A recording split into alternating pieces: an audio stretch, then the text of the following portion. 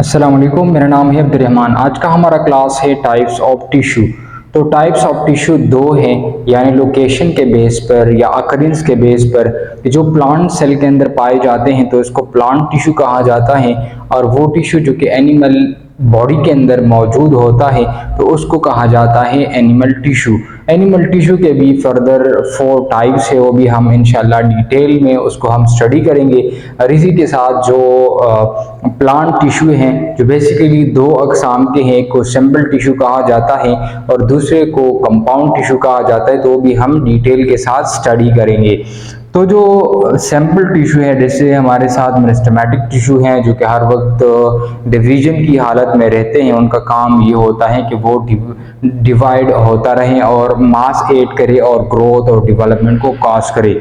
दूसरा जो compound tissue हैं जैसे जाइलम और फ्लोएम है, तो जाइलम प्लांट के अंदर मौजूद होता है, उनका काम ये होता है कि वो वाटर को ट्रांसपोर्ट करे।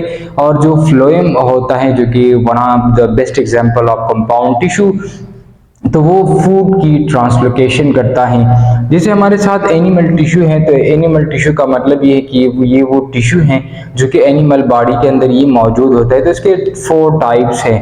एक एपिथेलियल टिश्यूज है जो कि हम तफसीली इसको स्टडी करेंगे, कनेक्टिव टिश्यूज हैं, मस्कुलर टिश्यूज हैं और नर्वस टिश्यूज हैं।